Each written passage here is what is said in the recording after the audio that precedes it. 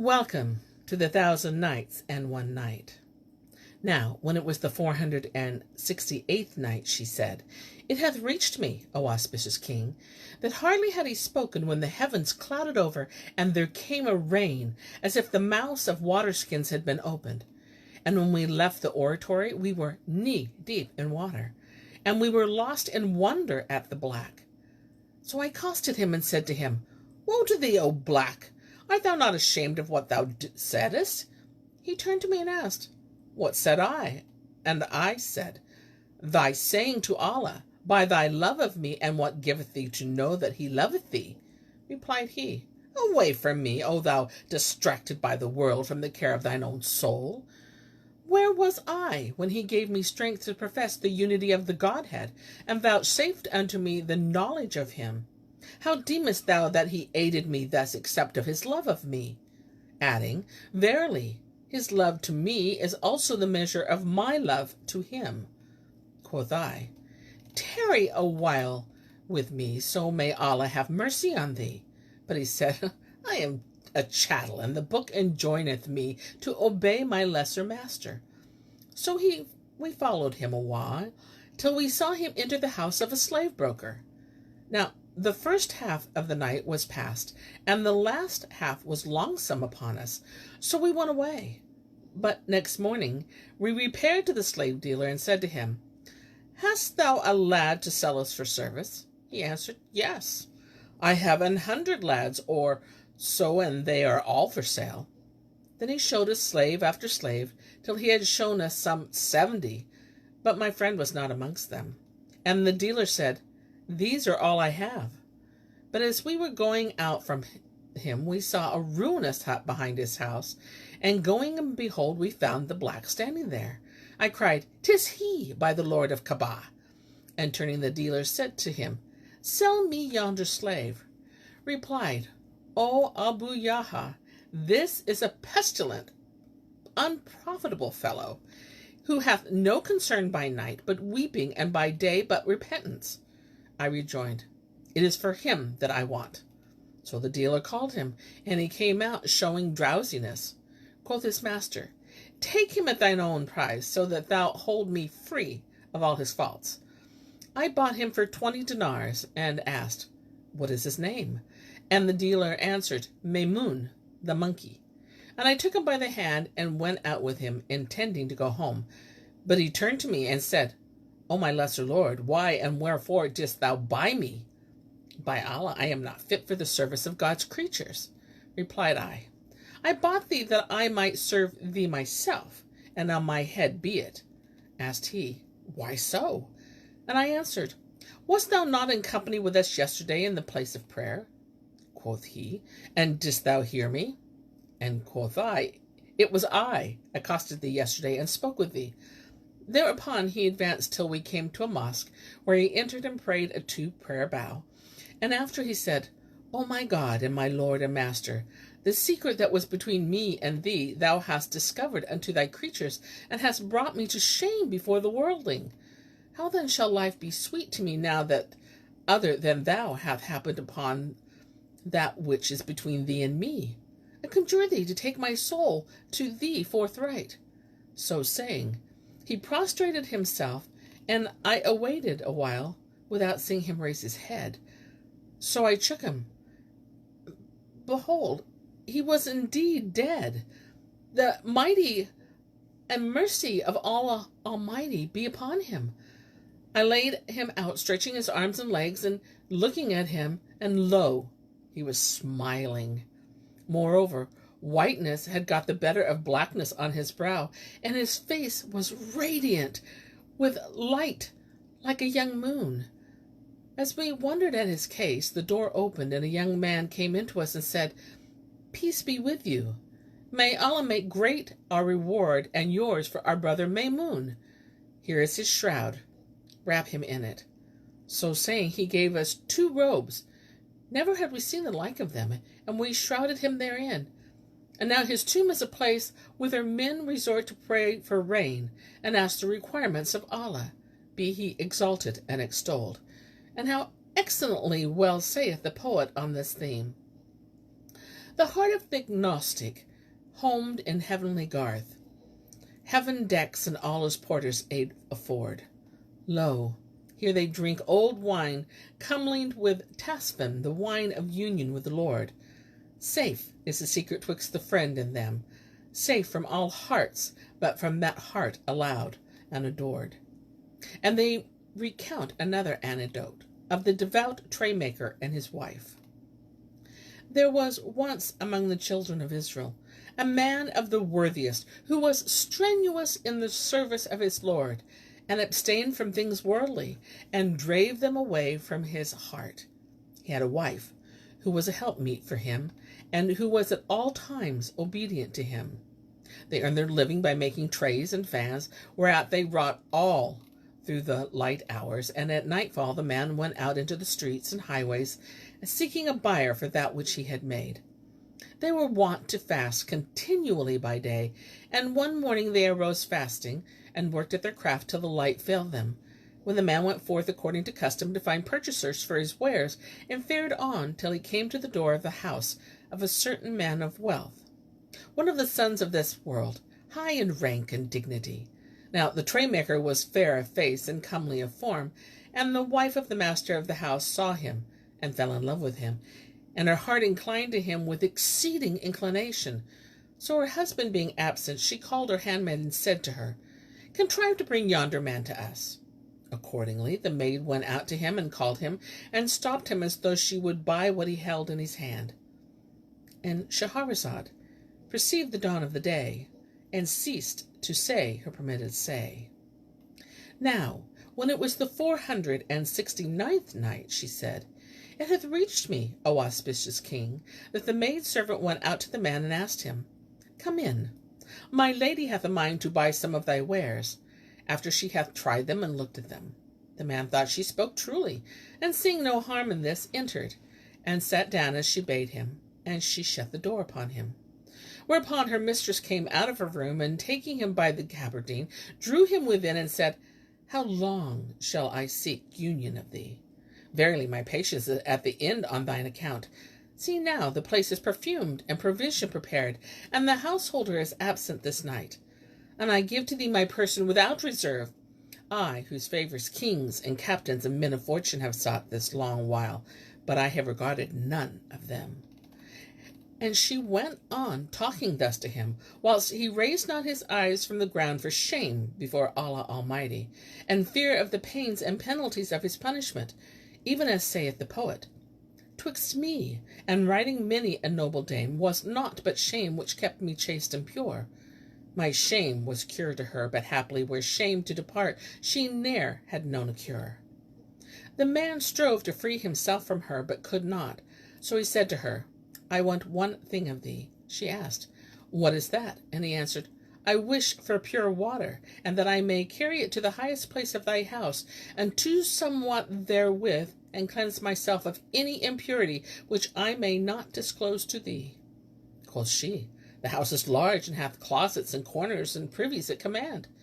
But he replied, I want nothing but to be at a height. So she said to her slave girl, Carry him up to the belvedere on the house terrace. Accordingly, the maid took him up to the very top, and giving him a vessel of water, went down and left him.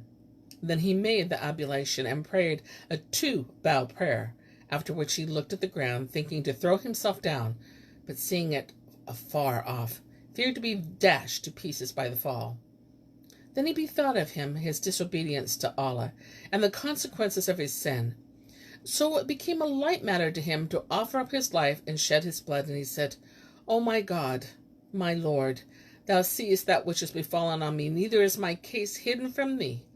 Thou indeed over all things art omnipotent, and the tongue of my case reciteth and saith, I show my heart and thoughts to thee, and thou alone my secret secrecies canst know. If I address thee fain, I cry aloud, or if I'm mute, my signs for speech I show. O thou to whom no second be conjoined, a wretched lover seeks thee in his woe. I have a hope my thoughts as true confirm, and heart that fainteth as right well canst know. To lavish life is hardest thing that be, yet easy, and thou bid me life forego. But an it be thy to save from store, Thou, O my hope, to work this work, hast power. Then the man cast himself down from the belvedere, but Allah sent an angel who bore him up on his wings and brought him down to the ground, whole and without hurt or harm. Now, when he found himself safe on the ground, he thanked and praised Allah, to whom belong majesty and might, for his merciful protection of his person and his chastity. And he went straight to his wife, who had long expected him, and he empty-handed. Then, seeing him, she asked him why he had tarried, and what had become of him that had taken him, and why he returned empty-handed. Whereupon he told her of the temptation which had befallen him, and she said, Alhamdulillah, praise be God for delivering thee from form of seduction and intervening between thee and such calamity. Then she added, O man, the neighbors used to see us light our oven every night, and if they see us fireless this night, they will know that we are destitute. Now it behoveth in gratitude to Allah that we hide our destitution, and conjoin the fast of this night to that of the past, and continue it for the sake of Allah Almighty. So she rose, and filling the oven with wood, lighted it, to baffle the curiosity of her women neighbors, reciting these couplets. Now I indeed will hide desire and all repine, and light up this fire that the neighbors see no sign, except I would befalls by order of my Lord. Happily he too accept this humble act of mine. And Shahrazad perceived the dawn of the day, and ceased to say her permitted say.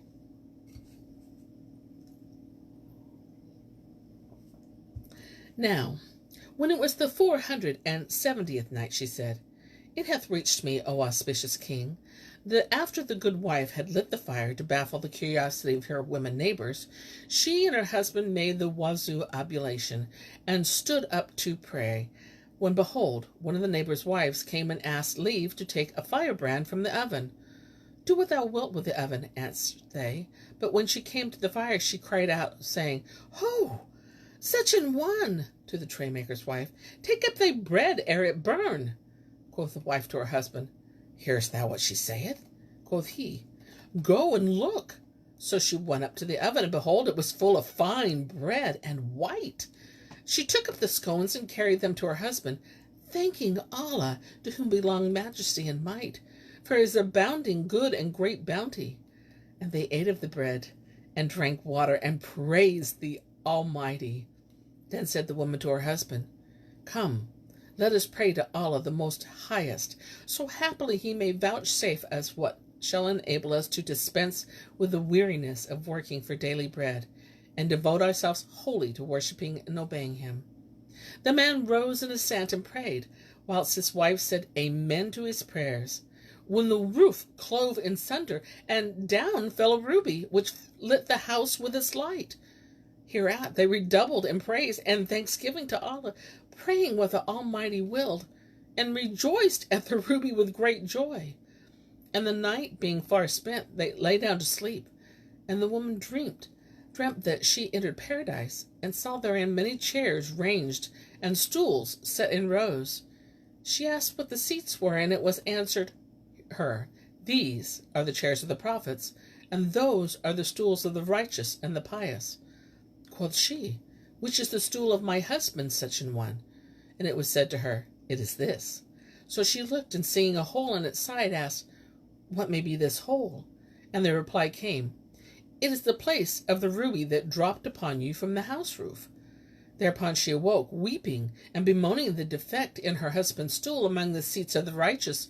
And so she told him the dream, and said to him, Pray Allah, this ruby return to its place.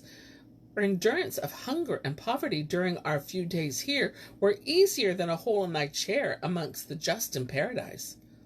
Accordingly, he prayed to his Lord, and lo, the ruby flew up to the roof and away whilst they looked at it. And they ceased not from their poverty and their piety, till they went to the presence of Allah, to whom be honor and glory. And they also tell the tale of Al-Hijjaj and the Pious Man. Al-Hijjaj bin Yusuf al-Saqafi had been long in pursuit of a certain man of the notable, and when at last he was brought before him, he said, O enemy of Allah, he hath delivered thee over to me, and cried, Hale him to prison, and lay him by the heels in heavy fetters, and build a closet over him, that he may not come forth of it, nor any go into him. So they bore him to jail, and summoned the blacksmith with the irons, and every time the smith gave a stroke with his hammer, the prisoner raised his eyes to heaven and said, Is not the whole creation and the empire thereof his? Then the gallowers built the cage over him, and left him therein, lorn and lone, whereupon the longing and consternation entered into him, and the tongue of his case recited in extempore verse. O wish of wistful men, for thee I yearn. My heart seeks grace of one so heart shall spurn. Unhidden from thy sight is this my case, and for one glance of thee I pine and burn. They jailed and tortured me with sorest pain. Alas, for lone one can no aid discern. But I'll be lone, I find thy name befriends, and cheers, though sleep no eyes shall ne'er return. And thou accept of me I care for naught, and only thou what's in my heart canst learn. Now, when night fell dark, the gallower left his watchman to guard him, and went to his house. And on the morrow, when he came to the prison, he found the fetters lying on the ground, and the prisoner gone, whereat he was affrighted and made sure of death. So he returned to his place, and bade his family farewell. After he took in his sleeve his shroud and the sweet herbs for his corpse, and went into Al-Hijjaj. And as he stood before the presence, the governor smelt the perfumes, and asked, What is that? When the gallower answered, O my lord, it is I who have brought it. And what moved thee to do that? Inquired the governor. Whereupon he told him his case. And Shahrazad perceived the dawn of the day, and ceased to say her permitted say. Now, when it was the 471st night, she said, It hath reached me, O auspicious king, that when the gallower told his case to Al-Hijjaj, the governor cried, Woe to thee! Didst thou hear him not? Answered the gallower, Yes, whilst the blacksmith was hammering his irons, he ceased not to look up heavenwards, and saying, Is not the whole creation and the empire thereof his? Rejoined Al-Hijjaj, Dost thou not know that he on whom he called in thy presence delivered him in thine absence? And the tongue of the case recited on this theme. O Lord, how many a grief from me hast driven, nor can I sit or stand without thy hold. How many, many things I cannot count, thou savest from many, many and manifold. And they also tell the tale of the blacksmith who could handle fire without hurt. It reached the ears of a certain pious man that there abode in such a town a blacksmith, who could put his hand into the fire and pull out the iron red hot, without the flames doing him aught of hurt. So he set out for the town in question, and asked for the blacksmith. And when the man was shown to him, he watched him at work, and he saw him do as he had been reported to him. He waited till he had made an end of his day's work, then going up to him, saluted him with a salam, and said, I would be thy guest this night. Replied the smith, With gladness and goodly gree, and carried it to his place, where they supped together and lay down to sleep. The guest watched, but saw no sign in his host of praying through the night, or of special devoutness, and said in his mind, Haply he hideth himself from me. So he lodged with him a second and a third night, but found that he did not exceed the devotions prescribed by the law and custom of the prophet, and rose but little in the dark hours to pray.